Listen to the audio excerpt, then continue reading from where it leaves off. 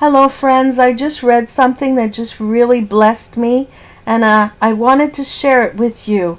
I was currently reading 2 Chronicles 11, and just wanted to share this with you and hope that this will be a blessing to you as well.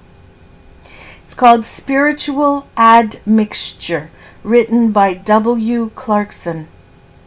After reading the first 14 verses of the last chapter in 2 Chronicles 10, verses 1 to 19, we hardly expect to come across the words concerning Rehoboam, and he dealt wisely in 2 Chronicles 11, verse 23.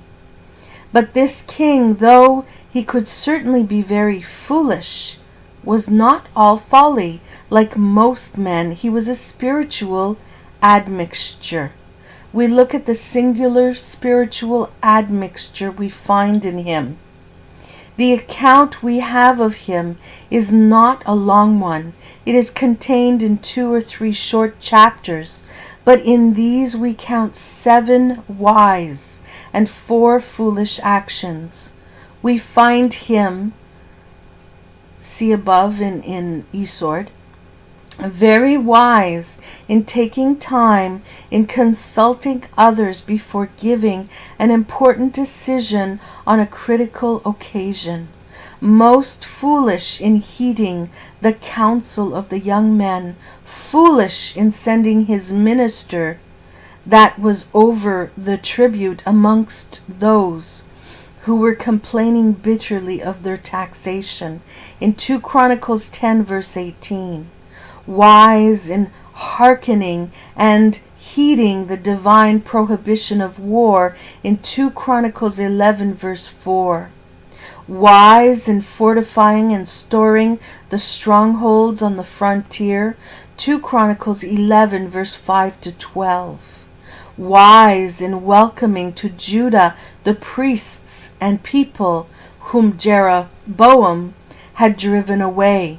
Very foolish indeed in desiring many wives in 2 Chronicles 11 verse 23, and in establishing so large a harem, 2 Chronicles 11 verse 21, wise in choosing so many from the stock of David, and in dispersing his sons about his small kingdom, where they could not quarrel among themselves, but be of some service to him, wise in the walking in the way of David in 2 Chronicles 11 verse 17, foolish in departing therefrom after 3 years of obedience. The spiritual admixture there is in us. We find that good men have those virtues falling which seem to go together. They have, as we say, the faults of their virtues with much strength and eagerness. Earnestness. Goes severity in the judgment of other people. With much meekness goes inactivity. With much vivacity and picturesqueness of style goes laxity, if not unveraciousness. With much good-naturedness goes carelessness, etc. Failings which do not naturally accompany virtue of some good man whose general integrity we cordially acknowledge, whose excellency and usefulness perhaps we even admire. We have to admit reluctantly that he is very vain, or very proud, or very blunt, or very careless, or we have to confess that there is some other defect in his character, perhaps more than one shortcoming in truth. We have to confront the truths.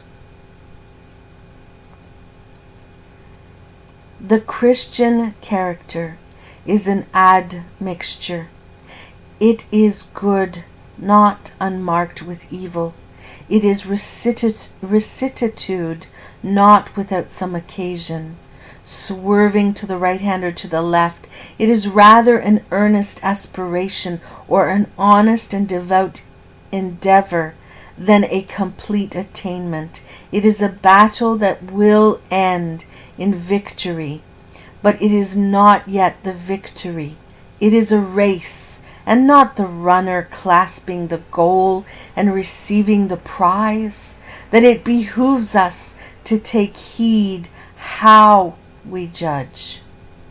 One falling does not unchristianize a character. It is what is in the depth and not what is on the surface that decides our position. The spirit we are of, and not the properties of behavior. That we do well to consider how much alloy is mixed with pure gold of our own character. That was written by W. Clarkson. Thank you for listening, brothers and sisters, and I hope that we don't go against our brothers and sisters. But this truly blessed me in knowing that, that old scripture that says, a good tree does not bear awful fruit. Just something to think about. I hope this blesses you. Have a wonderful, wonderful day. Till next time. Bye-bye.